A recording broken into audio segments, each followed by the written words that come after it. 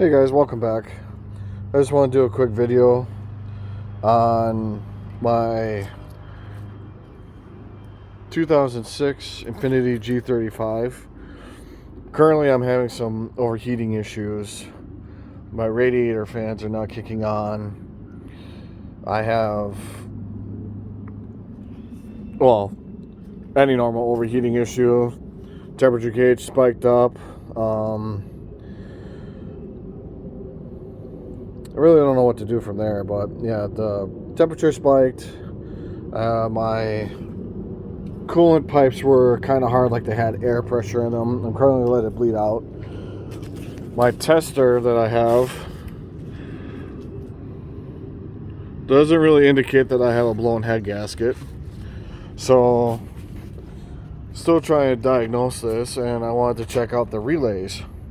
Now, if any of you are familiar with this box sits down in here, right next to the battery. This is a pain in the dick to get out. What's more a pain of a dick is to get these relays out and test them. I'll show you why. So these relays, they do come out.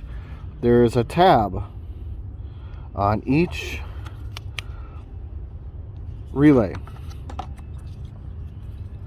So imagine it's sitting down in a car like so on the firewall.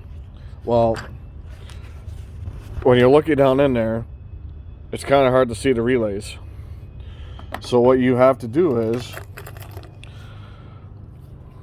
you have to take a screwdriver, feel with your hands, find that tab and plunge it in there and gently rock it back and forth.